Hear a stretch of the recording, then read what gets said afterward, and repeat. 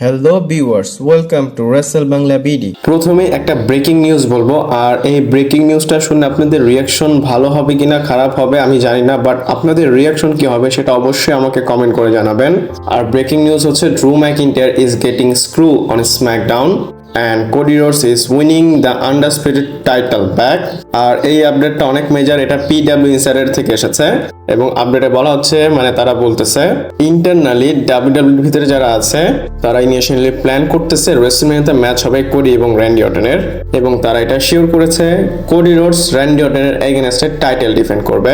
আমরা জেনেছিলাম এখানে মাল্টি-পারসন ম্যাচ হতে পারে, যেমন triple threat match, fatal four way match, কিন্তু না, WWE এটা ফাইনাল করেছে এটা তারা সিঙ্গলস ম্যাচে করবে। তো আমরা বলতে পারি কোডি রোডস ফ্রাইডে নাইট স্ম্যাকডাউনে তার WWE টাইটেল আবার জিতবে, আর এটা খুবই major update just before SmackDown. এবং আমরা জানি কালকে স্ম্যাকডাউন খুবই ক্রুশিয়াল হবে এবং WWE এই ম্যাচটা নিয়ে অনেক প্ল্যান শুধু চেঞ্জ করতেছে, এবং এই যে প্ল্যানগুলো চেঞ্জ হচ্ছে এটা আমরা নিজেরাই দেখতে পারতেছি। আমরা এটা বলতে পারি স্ম্যাকডাউন পর্যন্ত ড্রু ম্যাকিন্টায়ার চ্যাম্পিয়ন থাকবে, কিন্তু স্ম্যাকডাউনের পরে ম্যাচটা শেষ হওয়ার পর হয়তো সে আর চ্যাম্পিয়ন থাকবে না। এবং আপনাদের একটা কথা বলবো, WWE যে র্যান্ডি ভার্সেস কোডির ম্যাচটা ডিসকাস করতেছে রেসলম্যানিয়ার জন্য, এটা আপনারা কিভাবে নেন? আমি পার্সোনালি এদের ম্যাচ দেখতে চাই, কিন্তু এইভাবে দেখতে চাই না। এদের যদি ম্যাচে করাতে হতো তারা আগে থেকে সুন্দর একটা ফিউড করাতে পারতো। এছাড়া একটা আর্লি রুমার আছে, আমি বলবো না এটা আপনারা হেভিলি নেন, আপনারা এটা নর্মাল ভাবেই নেবেন। আর রুমার হচ্ছে একটা হিল টার্ন এক্সপেক্ট করতে পারেন, এবং এটা কার সাইড থেকে হবে সেটা আমরা এখনো শিওর হয়নি, হতে পারে সেটা কোডি অথবা অর্টনের সাইড। আমি এখানে একটা জিনিস বলবো, র্যান্ডি অর্টন যদি হিল হয় বা ফেস হয় ফ্যানরা তাও তাকে পছন্দ করবে, কিন্তু কোডি রোডস যদি চ্যাম্পিয়নশিপ জিতে তাহলে ফ্যানরা তাকে আর সাপোর্ট করবে না। অলরেডি কিন্তু ফ্যানরা তাকে নিয়ে ফিউরিয়াস হয়ে গিয়েছে, কারণ তাকে কিছুদিন পর পরই টাইটেল পিকচারে নিয়ে আসে ট্রিপল এইচ। আপনারা একটা জিনিস নোটিস করবেন, যদি ফ্রাইডে নাইট স্ম্যাকডাউনে কোডি রোডস চ্যাম্পিয়নশিপ জিতে যায় তাহলে আপনারা শিওর হয়ে যাবেন একটা স্ট্রং পলিটিক্স করেছে ট্রিপল এইচ এবং কোডি রোডস। আর পলিটিক্সটা কিভাবে সেটা আপনাদের হয়তো জানা আছে, তাও হালকা আমি বলে দেই। রোমান রেইন্স যেন কোডি রোডসকে না হারাতে পারে এর জন্য ট্রিপল এইচ এই পলিটিক্সটা করেছে। ট্রিপল এইচ কি করেছে, যতক্ষণ রোমান এবং পাঙ্কের ম্যাচটা বুক হয়নি রেসলম্যানিয়ার জন্য, অত সময় কোডির থেকে টাইটেল নিয়ে ম্যাকিন্টায়ারকে দিয়েছে। আর আমরা সবাই জানি রোমান রেইন্স ড্রু ম্যাকিন্টায়ারকে ফেস করতে চাবে না, এর জন্য আরেকটা যে টাইটেল আছে পাঙ্কের কাছে সেটার জন্য সে গিয়েছে। আর যখন রোমান রেইন্স সিএম পাঙ্ককে সিলেক্ট করে ফেলেছে তখন ট্রিপল এইচ কি করলো, কোডি ভার্সেস ড্রু ম্যাকের ম্যাচটা কনফার্ম করে দিল, আর এইখানে হয়তো তাকে টাইটেলটা দিয়ে দিবে। একটা ছোট্ট জিনিস, রোমান যেন কোডিকে না হারাতে পারে এর জন্য ট্রিপল এইচ এত কিছু করলো ড্রু ম্যাকিন্টায়ার, জেকাব ফাটু, র্যান্ডি অর্টনকে নিয়ে। একটা কথা বলবো, এটা হচ্ছে মাস্টার মাইন্ড প্লেইং গেম করেছে triple H. At the same time this is a very chip. আমি আর কিছু বলবো না, আপনারা আপনাদের রিয়াকশনটা বলবেন, আমি হয়তো ব্যাখ্যা করে আপনাদের বলেছি। আপনাদের মতামত কি এই পলিটিক্স বা এই ফিউডের উপর আমাকে কমেন্ট করে জানাবেন। এরপর রয়েস কিসের বিষয়ে কথা বলবো, আর তাকে নিয়ে একটা নতুন আপডেট এসেছে।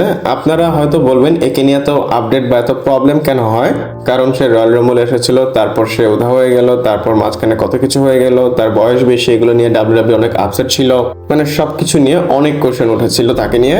তো রয়েস কিসকে ইউজ করতেছে না কেন WWE? বলা হচ্ছে WWE তাকে সময় দিচ্ছে যেন ভিতরে কি হয় বা WWEর এনভায়রনমেন্টটা কেমন সেটা যেন সে বুঝতে পারে। এক কথায় WWE কিভাবে ওয়ার্ক করে সেটা সে শিখতেছে, এবং সে যেহেতু প্রিপেয়ার হচ্ছে WWE তাকে একটা রিডিভিউ দিবে, মানে স্পেশালি তাকে আবার প্রেজেন্ট করা হবে। ইনফ্যাক্ট আপডেটে এটাও বলা হচ্ছে তার জন্য ভিনিয়েটস রেকর্ড করা হয়েছে।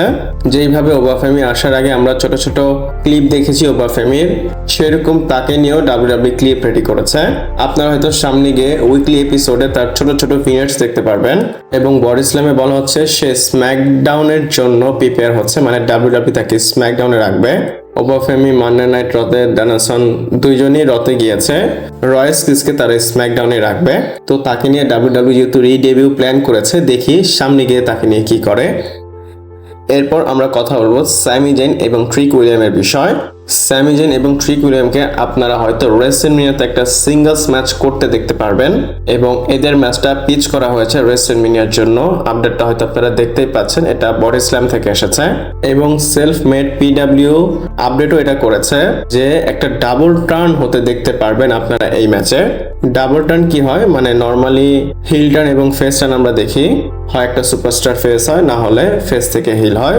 আর ডাবল টার্ন হচ্ছে দুইটা সুপারস্টার যখন একটা ফিউডে থাকে এবং দুইজনই ডাবল টার্ন করে, মানে ফেস হিল টার্ন করে এবং হিল টার্ন ফেস টার্ন করে।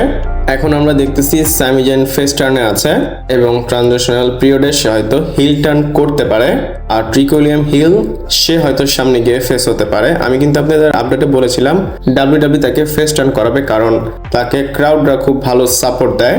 যদি স্যামি জেন হিল টার্ন করে এটা স্যামি জেনের জন্য ভালো হবে, সে সামনে গিয়ে হয়তো টাইটেলও জিততে পারবে, কারণ ফেস টার্ন হিসাবে তার যে রান খুব স্লোলি, মানে সে অনেক আস্তে আস্তে আগাচ্ছে। আর যেহেতু তাদের ম্যাচটা সেট করা হচ্ছে বা হবে, দেখি সামনে গিয়ে কি হয়। এরপর আমরা কথা বলবো স্যাটারডে নাইট মেইন ইভেন্টের বিষয়। আর স্যাটারডে নাইট মেইন ইভেন্ট কবে হবে সেটা আপনাদের বলে দিই, কিন্তু আমার প্রশ্ন হচ্ছে এই মেইন ইভেন্টটা কেন করে, মানে স্যাটারডে নাইট মেইন ইভেন্ট করার মানেটা কি? মাঝখানে এটা করে আমার পার্সোনালি ভালো লাগে না।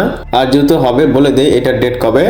Next Saturday night main event আপনারা ব্যাকল্যাশের পরে দেখতে পারবেন এবং এটা মে মাসের 23 তারিখে হবে।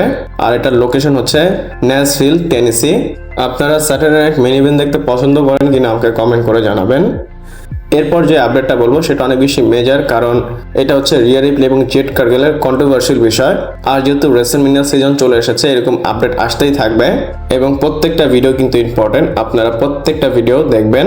আপনারা হয়তো জানেন তারা দুজন টুইটারে অনেক কিছু করেছে। কালকে আমি বলেছিলাম তারা অনেকগুলো সুপারস্টারকে অপমান করেছে, বিশেষ করে জেড কার্গেল। আর জেড কার্গেল কিন্তু নর্মালি যে ম্যাচটা হাইপ করে সেটাই করতে চেয়েছিল, কিন্তু রিয়া রিপ্লে অনেক পার্সোনাল এই বিষয়টা নিয়েছে এবং জেড কার্গেল কিন্তু এই কথাটাও বলেছিল যে তুমি ডাব্লিউডাব্লিউ ক্রিয়েটিভদের পা চেটে এত দূর এসেছো। আর এই কথাটা রিয়া রিপ্লে পছন্দ করেনি। এর জন্য রিয়া রিপ্লে যে real life fan Chelsea green piper নেবেন, তারা এসে টুইটারে জেড কার্গেলকে অ্যাটাক করেছে, মানে কথা দিয়ে এই যে সবকিছু হচ্ছে সবকিছু একদম রিয়েল, কোনো কিছু স্ক্রিপ্টেড না। এবং ডাব্লিউডাব্লিউ একদম ক্লিয়ারলি বলে দেয় আমরা যদি কোনো কিছু স্ক্রিপ্ট করি তাহলে আমরা ক্রিয়েটিভদের মেনশন করি না।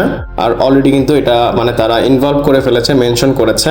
এবং ডাব্লিউডাব্লিউ ইন্টারনালি এই জিনিসের জন্য ব্লেম কাকে করতেছে জানেন? তারা জেড কার্গেলকে ব্লেম করতেছে। আপনারা যদি সিম্পল পার্সপেক্টিভ থেকে দেখেন, জেড কার্গেল কিন্তু সবাইকে নিয়ে একটা ফিউডকে হাইপ করতেছে। হ্যাঁ, এটা বলতে পারি সে সিরিয়াস অনেক কিছু বলেছে, কিন্তু এই যে এগুলো করার জন্য চেলসি গ্রিন এবং পাইপার নেভেন ইনভলভ হওয়া উচিত ছিল না এদের।